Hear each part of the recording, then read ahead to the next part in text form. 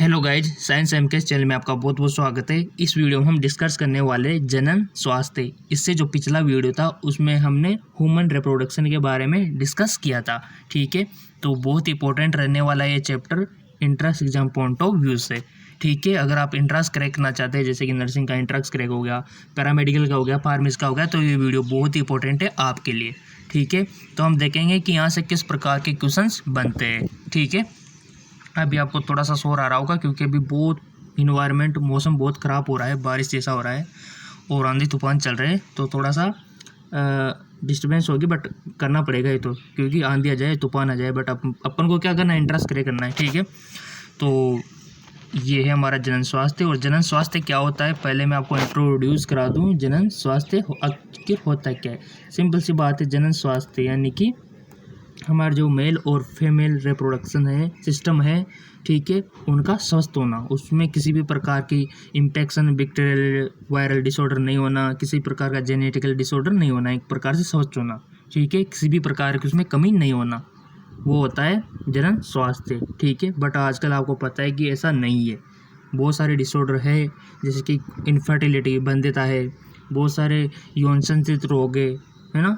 तो ये इन सब से बचने के लिए क्या किया जाए, तो ये हम इसमें पढ़ने वाले हैं। ठीक है, तो ये इनकी बेसिक इन्फॉर्मेशन है। WHO तो आप जानते होंगे, वर्ल्ड हेल्थ ऑर्गेनाइजेशन। ठीक है, और यहाँ पर आपको क्या चीज़ याद रखनी है, मैं वही आपको यहाँ पर बताने वाला हूँ। ठीक है जी, चलते। जनन स्वास्थ्य, जनन स्वास्थ्य समस्या में कारण नीति, यहाँ पर कुछ भी आपको याद नहीं रखना है, थोड़ा सा बट पढ़ लेना। ठीक है, अब सबसे पहले जो इसमें टर्म आती है वो ये आती है कि फैमिली प्लानिंग, परिवार नियोजन क्या है। देखिए स्टूडेंट, हमारी जो इंडिया की है पॉपुलेशन वो बहुत तेज़ी से बढ़ती जा रही है। ठीक है, 2011 में 100 ऑलमोस्ट इतनी सी करोड़, और 2020 में अब 135 करोड़ पे जा चुकी है। ठीक है, तो ऐसे में ज़रूरत है पॉपुलेशन को कंट्रोल करने की। ठीक है, तो ऐसे में अब क्या करें, तो इसके लिए बहुत सारे गवर्नमेंट द्वारा कार्यक्रम चलाए गए, बहुत सारे तरीके निकाले गए। हम दो हमारे दो, ये भी नारा लगाया गया है, यानी कि जनसंख्या को कंट्रोल करना, वो होता है फैमिली प्लानिंग। ठीक है, और इनके लिए बहुत सारे मेथड हम पढ़ेंगे। ठीक, तो यहाँ पर दिया भी हुआ है कि अब परिवार कल्याण के नाम से भी जाना जाता है परिवार नियोजन को, फैमिली प्लानिंग को। ठीक है, और इसकी शुरुआत कब हुई थी, ये चीज़ आपको याद रखनी है, अंडरलाइन कर लो अभी आपके पास अगर बुक है तो, अगर नहीं है तो ये ऐप ले लो NCERT का, वहाँ से आप कर सकते हो। ठीक है, और ये देखिए, ये आपको याद रखना है फैमिली प्लानिंग क्या होती है और इसकी शुरुआत कब हुई थी। 1951 में हुई थी। ये MCQs में पूछा जा सकता है, ये क्वेश्चन यहाँ से बन सकता है। ठीक है, कर लिया होगा। इसके बाद आगे कि जनन स्वास्थ्य, यहाँ से पूछा नहीं, RCH ये प्रसिद्ध है, यहाँ से कोई क्वेश्चन बनने के चांसेस नहीं है, और बट आपको सब पढ़ना है। ठीक है, यहाँ पर अगर हम अभी पढ़े तो बहुत सारा लंबा वीडियो जाएगा, तो हम मोस्ट इंपॉर्टेंट यहाँ पर पढ़ने वाले हैं। ठीक है, ये थ्योरेटिकल बात है पूरी की पूरी, जो आप कुछ समझते हैं। उल्बेदन, एमिनोटेसिस, ये क्या होता है, ये आप सोच रहे होंगे सर ये उल्बेदन क्या होता है। एक्चुअल में होता क्या है, जैसे कि ये है, ये मान ली बच्चेदानी है, यूट्रस है, इसके अंदर बेबी है एक। यहाँ पर अच्छा डायग्राम मेरी क्या है, ये क्या बोलते हैं, ड्राइंग थोड़ी ख़राब है, तो ये बेबी है। ठीक है, और ये है हमारा ओवरी वगैरह जो भी है। अच्छा डायग्राम बना देते, नहीं तो आपको दिक्कत आएगी। इस प्रकार से अब तो समझ में आ गया होगा। अब कैसा लगा, अब तो समझ में आ ही गया होगा। ये यहाँ पर बेबी होता है, अटैच में होता है। ठीक है, इसका प्लेसेंटा यहाँ पर लगा रहता है, तो यहाँ पर इसके चारों ओर फ्लूइड होता है, उसको एमनियोटिक फ्लूइड बोलते हैं। तो क्या करते हैं, यहाँ से इंजेक्शन डाल के इस फ्लूइड को निकाल के थोड़ा सा उसकी जांच करते हैं, वो इम्पोर्टेंट होता है लिंग परीक्षण के लिए। ठीक है, बेबी गर्ल से या बॉय से ये पता लगाया जा सकता है, और बहुत सारे डिसऑर्डर का भी पता लगाया जा सकता है, बट ये गैर कानूनी है। ठीक है, एमिनोटेसिस, क्योंकि इससे लिंग का पता लगा के अगर मादा हुई, गर्ल्स हुई, तो उसको मार दिया जाता था, तो ये गैर कानूनी है। ठीक है, बट आपको याद रखना है कि क्या होता है एमिनोटेसिस। क्लियर है, एमनियोटिक फ्लूइड होता है, उसको निकाल के इंजेक्शन में निकाल के उसका जांच करते हैं लिंग परीक्षण के लिए। ठीक है, तो ये होता है एमिनोटेसिस। क्लियर, चलते आगे। कमेंट बॉक्स भी है नीचे, अगर फिर भी समझ में नहीं आया तो कमेंट कर दियो। तो यहाँ पर दिया हुआ है अनुवांशिक विकार जैसे डाउन सिंड्रोम, ये तो हम बाद में पढ़ेंगे। अगला हमारा चैप्टर आ रहा है अनुवांशिक, वहाँ पढ़ेंगे इनको, ठीक है। डाउन सिंड्रोम, क्लाइफैक्टर सिंड्रोम बहुत से देखने को मिलेंगे। जनसंख्या स्थलीकरण हो, जनसंख्या तो आप याद रख लेना 2011 के अनुसार, 2000 के अनुसार, 2020 के अनुसार, ठीक है। तो ये यहाँ पर दिया हुआ है, कुछ है नहीं। चलते आगे। और एज, ये नारा था ना, वो यहाँ पर दिया हुआ है, ठीक। इसके बाद चलते, अब आ जाते कंट्रासेप्टिव मेथड पे, यानी कि गर्भ निरोधक तरीके।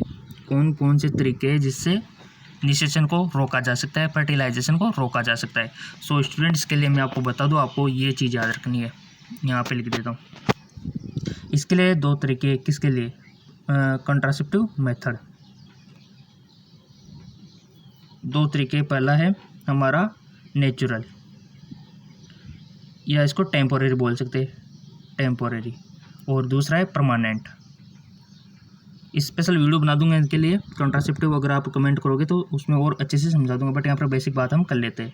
अलग से टॉपिक बना दूंगा इसके लिए, बट यहाँ पर समझ लेते हैं, ठीक है। टेम्पोरेरी और परमानेंट। अब टेम्पोरेरी में क्या होता है, नेचुरल मेथड आते हैं, ठीक है, बेरियर मेथड आता है, क्रीम्स वगैरह आती है, इस पर साइड क्रीम आती है, और बहुत सारे मेथड इसमें आते हैं, ठीक है। तो यहाँ पर देख लेते हैं कि कौन कौन से टेम्पोरेरी पढ़ रहे हैं अभी अपन, टेम्पोरेरी मेथड।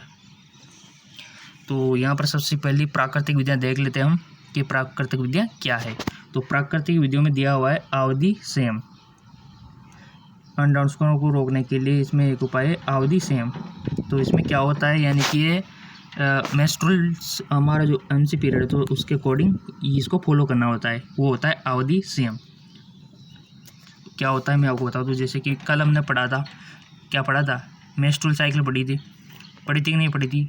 तो जैसे किसी लेडी को अगर यहाँ 1 जनवरी मान लीजिए और यहाँ 30 जनवरी, बीच में क्या होगा 15 जनवरी, ठीक है, 15 जनवरी, ये 15 है।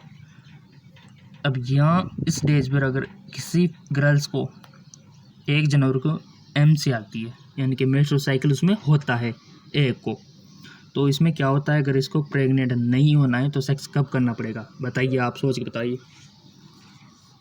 सिंपल, क्योंकि आपको पता है कि ओव्यूलेशन कब हो रहा है, 15वें दिन बाद होता है, ठीक है, और नष्ट हो जाता है 24 घंटे में।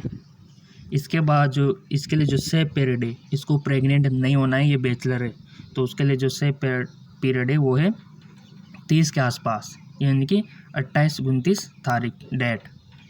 अगर इसमें सेक्स होता है तो प्रेग्नेंट के चांस 0 होते हैं, ठीक है, क्लियर। तो ये होता है अवधि संयम। तो ये एक मेथड तो ये हो गया कि टाइम देख लो, और अगर किसी को प्रेग्नेंट होना है तो सिंपल सी बात है कि 15वें दिन देख लो, मेंस्ट्रुअल साइकिल से 15वें दिन बाद सेक्स कर लो, यानी 15वें दिन ही कर लो, 14 से 15, ठीक है। तो ये होता है प्रेग्नेंट होने का तरीका, नहीं होने का तरीका, ठीक है। तो साइंटिफिकली वे भी मैंने समझा दिया आपको। तो ये होती है अवधि संयम। आ गया समझ में, फिर भी नहीं आया है आप तो बोल दियो। ये होता है अवधि संयम, यानी कि मेंस्ट्रुअल साइकिल को देखा जाता है इसमें कि किस टाइम पे आया था, क्लियर। जिससे एक दंपति माहौल चक्र के देखिए 10 से 17वें दिन के बीच, मैंने बोला ना, क्योंकि बचती है इस टाइम पे, मैथुन सेक्स से बचती है, मैथुन का मतलब सेक्स है यहाँ पर। तो यहाँ पर 10 से 17वें दिन के बीच, क्योंकि यहाँ पर ओव्यूलेशन जो होता है, क्लियर। ये हो गया हमारा पहला मेथड। और इसके बाद आता है बाह्य स्खलन, विथड्रॉवल मेथड, इसको बोलते हैं इंग्लिश में विथड्रॉवल मेथड। इसमें क्या होता है, जैसे पेनिस से सीसन है, वेजाइना के अंदर एंटर होता है वो, तभी तो सेक्स होगा। तो इसमें क्या होगा, जैसे ही स्पर्म और जो हमारा वीर्य है, वीर्य निकलने वाला होता है, तो इसमें बॉयज़ क्या होता है अपने पेनिस को बाहर निकाल लेते हैं, तो इसमें वीर्य भी बाहर ही निकल जाता है। तो ये होता है विथड्रॉवल मेथड, नेचुरल है, ठीक है, समझ में आ गया, क्लियर। और इसके बाद होता है हमारा हो गया था ये आंतरिक मैथुन कोइटस इंटरप्ट, एक विधि है जिसमें पुरुष साथी संभोग के दौरान वीर्य स्खलन को ठीक स्त्री की योनि से बाहर निकाल लेते हैं, ठीक है, और वीर्य सेचन से बच जाते हैं, सही बात है। इसके बाद जो थर्ड मेथड आता है वो आता है स्तनपान अनावर्त, लैक्टेशन वाला है, लैक्टेशनल एमोनेरिया, ये क्वेश्चन पूछा जाता है, लैक्टेशनल एमोनेरिया। अब इसमें क्या होता है आपको पता है कि कोई भी गर्भवती लेडी जब किसी बेबी को जन्म देती है तो क्या होता है, जन्म देने के बाद 6 महीने तक उनको एमसी नहीं आती है। 6 महीने तक एमसी नहीं आती है तो वो 6 महीने तक बेबी को क्या करती है, दूध पिलाती है। तो इस टाइम पे अगर कोई भी बॉयज उसके साथ सेक्स करता है तो प्रेगनेंसी के चांस 0 होते हैं। ठीक है, क्लियर। तो ये होता है लैक्टेशन पीरियड, क्योंकि 6 माह तक कोई चांस नहीं है प्रेगनेंसी के। ठीक है, तो ये मेथड हो गया। पहले में क्या कर रहे थे अपन, पहले वाले जो मेथड था उसमें क्या कर रहे थे, उसमें अपन देख रहे थे एमसी का पीरियड। ठीक है, दूसरा था उसमें बाहर निकाल रहे थे पेनिस को। तीसरा जो मेथड है उसमें 6 माह तक कोई भी चांस नहीं है एमसी के। तो ये 3 मेथड अपने पढ़ लिए, ये प्राकृतिक है और कोई चांस नहीं है प्रेगनेंसी होने के। क्लियर। तो ये तो हमने नेचुरल मेथड पढ़ लिए। इसके कोई भी साइड इफ़ेक्ट नहीं है, क्योंकि इसमें ना ही तो कोई डिवाइस यूज हो रही है और ना ही कोई मेडिसिन यूज हो रही है। सेफ है, बेटर है, बट ये टेम्पोरेरी है। इसकी कोई गारंटी नहीं है कि प्रेगनेंसी ना हो, क्योंकि इसमें जो बहुत सारी 90% केस तो सक्सेसफुल होते हैं, बट 1% में हो जाती है। ठीक है, तो ये टेम्पोरेरी है। अब देख लेते हैं, अगला है हमारा नेचुरल पढ़ लिया, हम टेम्पोरेरी पढ़ रहे हैं अभी। टेम्पोरेरी में नेचुरल हो गया, उसके बाद सेकंड है बेरियर, टेम्पोरेरी का पार्ट है। तो बेरियर में क्या होता है, अब किसी प्रकार का बेरियर लगाना है अपन को। ठीक है, तो इसमें बेरियर विधियों के अंतर्गत रोधक साधनों के माध्यम से अंडाणु और शुक्राणु को भौतिक रूप से मिलने से रोका जाता है। ठीक है, तो इसके लिए सबसे बेस्ट है कॉन्डोम। ठीक है, निरोध जिसको आप बोलते हो। और आजकल मार्केट में बहुत सारे तरह तरह के कंपनीज बना रही है, एक से बढ़कर एक। ठीक है, तो इस प्रकार के बहुत सारे ब्रांडेड मिलते रहते हैं। ठीक है, तो उनकी बात हम यहाँ नहीं कर रहे, हम ओनली समझ रहे हैं यहाँ पर कि ये भी मेथड है, बेरियर मेथड है। ठीक है, जब आपको सिलेक्शन हो जाएगा उसके बाद आपको और अच्छे से प्रैक्टिकली समझाया जाएगा कि किस प्रकार से लेडीज़ में भी होता है कॉन्डोम। ठीक है, गर्ल्स में बहुत सारे आप सोचेंगे कि लेडीज़ में कैसे लगाया जाता है, तो आपको प्रैक्टिकली आपकी जब ड्यूटी लगेगी वहाँ पर समझाया जाएगा। ठीक है, तो ये देख सकते हो यहाँ पर, ये देखिए थोड़ा सा इसको हो क्लियर, ये तो पुरुष के लिए। ठीक है, अब इसको तो ईजी है पहनना, बट स्त्री के लिए कैसे लगाया जाता है ये तो आपको प्रैक्टिकली सिखाया जाएगा वहाँ पर, क्योंकि मैं आपको कैसे बताऊँ कि कैसे लगाया जाता है। तो वेजाइना में इंटर करा दिया जाता है इसको, सेम उसी प्रकार है, केवल इसका मुंह में बाहर आता है वेजाइना के। ठीक है, तो इस प्रकार इसको इंटर करा दिया जाता है। क्लियर। तो ये बेरियर मेथड हम पढ़ रहे हैं टेम्पोरेरी के अंतर्गत। क्लियर, तो ये हो गया हमारा कॉन्डोम। अगला है हमारा इंट्रायूटेरिन डिवाइस आ गए अपन, थर्ड वाली। इसमें बहुत सारी डिवाइस होती है, जैसे कि कॉपर टी भी इसी के अंतर्गत आती है। कॉपर टी क्या होता है, कॉपर आयन स्पर्म को पैसिव कर देते हैं, यानी कि इनएक्टिव कर देते हैं, जिससे वो गति नहीं कर सकते। तो यहाँ पर पुरुषों के लिए मशहूर ब्रांड ये तो दिया हुआ है, ये कोई पूछा नहीं जाएगा आपसे, मार्केट में बहुत सारे मिलते हैं। वैसे देखे होंगे मेडिकल पे आपने सनी लियोनी के। ठीक है, एड्स। चलते आगे, डायफ्राम भी है, गर्भाशय, टोपी, बहुत सारे वॉल्व ये भी है। डायफ्राम भी आता है, कॉन्डम की तरह ही होता है, ये भी मैं आपको बता दूँ। डायफ्राम नेट पे देख लेना, सब दिख जाएगा आपको डायफ्राम क्या होता है। ठीक है, अच्छे से पिक्चर बन जाएगी। और एक कॉपर टी जो अंदर यूट्रस में इंसर्ट की जाती है, और मैं आपको बता दूं मैंने तो इसको इंसर्ट भी किया हुआ है, पेशेंट के ऊपर प्रैक्टिस भी की हुई है। क्या कहते हैं, इसके जो धागे हैं, पहले तो ये जो इसके टी है ना, इनको फोल्ड किया जाता है, यानी कि इसको ये जो टी है इसको ऐसे किया जाता है, ऐसे करके वेजाइना में अंदर डाल दिया जाता है और छोड़ दिया जाता है अंदर। इस हिसाब से छोड़ना होता है थोड़ा सा। आपका जब सिलेक्शन हो जाएगा तो आपको भी सिखाया जाएगा। अंदर इसको फंड के भाग में, यूट्रस के बच्चेदानी के फंडी के भाग में इसको इस तरह से रखा जाता है और धागे का जो काट दिया जाता है ताकि बाहर ना निकले। और तरह तरह के आते हैं कि आपको 6 महीने का लगवाना है, या फिर 12 महीने तक का, या फिर 2 साल का, 5 साल का, इस तरह के आते हैं। उसी के अकॉर्डिंग इनका नाम रखा जाता है कि कॉपर 7, कॉपर 365 है ना, बहुत सारे इनके प्रकार इस हिसाब से होते हैं कि कितने लॉन्ग टाइम का आपको लगाना है। क्लियर, ये हो गया। तो ये भी तरीका हो गया। और अंतर्गर्भाशय युक्तियाँ इंट्रायूटेरिन डिवाइस का उपयोग डॉक्टर द्वारा, ये देखो ना, ये वही बात कही जा रही है, मैंने आपको शॉर्टकट में बता दिया है, इतना सारा लिखा हुआ सब शॉर्टकट में। ये देखिए, ठीक। तो शॉर्ट में अगर मैं आपको बताता हूँ तो आपको लॉन्ग टाइम तक याद रहेंगे, ठीक है। और इसके बाद गोलियाँ आ जाती है, कॉन्ट्रासेप्टिव पिल्स आ जाता है। तो आजकल तो मार्केट में बहुत सारी है, उनमें है क्या, प्रोजेस्टेरोन हार्मोन ही तो है, एस्ट्रोजन प्रोजेस्टेरोन हार्मोन। देखिए महिला द्वारा खाई जाने वाली गर्भनिरोधक गोलियों में क्या होता है, प्रोजेस्टेरोन हार्मोन और एस्ट्रोजन हार्मोन का संयोजन होता है। ये क्वेश्चन अक्सर पूछा जाता है, थोड़ा सा एक मिनट, ये क्वेश्चन अक्सर पूछा जाता है और स्टूडेंट कंफ्यूज हो जाता है कि आखिर होता है क्या है। तो ये होता है इनमें, ठीक है, क्लियर। और अब चलते थोड़ा सा आगे। गोलियां तो बहुत सारी होती है, ये क्या है, अंतरोपण है ये, ठीक है। और गैर स्टेरॉयड सामग्री एक हफ्ते में ली जाती है, यानी कि सब वो मेडिसिन के ही बता रहा है। अनवांटेड सिम्टम्स जो आती है आजकल बहुत सारी आती है, क्या बताऊँ आपको। ये इमरजेंसी केसेस में यूज किया जाता है, यहाँ दें ब्लड का, इन चीज़ों में काम ले लिया जाता है इनको। ये जो मेडिसिन है इनके ऊपर बात करें ना कि 72 घंटों में ली जाती है इनकी, ठीक है।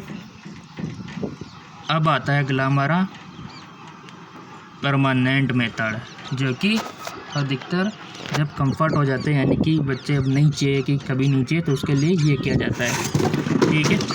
तूफान आ रहा है, बोल रहा हूँ ना, बहुत खतरनाक तूफान आ रहा है, आता रहेगा तूफान, बट अपन की पढ़ाई नहीं रुकनी चाहिए, मैं तो ये कहता हूँ, ठीक है। तो यहाँ पर क्या किया जा रहा है, वेसेक्टोमी और ट्यूबेक्टोमी आपको याद रखनी है। वेसेक्टोमी यानी कि पुरुषों में और ट्यूबेक्टोमी महिलाओं में, ठीक। तो सिंपल है, याद रह जाएगा, इसमें ऐसे काट के रख दिया जाता है, ये इसको ट्यूबेक्टोमी बोलते हैं और इसको वेसेक्टोमी, क्लियर। परमानेंट मेथड है वो। इसके बाद आता है सगर्भता का चिकित्सीय समापन, यानी कि MTP, यानी कि एबोरेशन, यानी कि गर्भपात, सिंपल सी बात है, ठीक है। तो इसके बारे में आपको थ्योरेटिकली बात है, सब आपको पढ़नी है। Medical terminate of pregnancy MTP का पूरा नाम है, ठीक है। और भारत सरकार इसके लिए दुरुपयोग होने के लिए 1971 में ये कानून स्वीकृत किया, ये आपको याद रखना है, ठीक है जी। और एबोरेशन कब कराना चाहिए, 3 महीने के अंतर्गत सेफ रहता है, ठीक है। 12 सप्ताह की अवधि के लिए सेफ रहता है, यानी कि 3 महीने, ठीक है। तो याद रह जाएगा कि 3 महीने से पहले करवा लेना चाहिए एबोरेशन। उसके बाद तो अगर करवाते हो तो अपने ऊपर जो मदर्स है उसके ऊपर खतरा रहता है, बहुत खतरनाक, ठीक है जी। चलते आगे।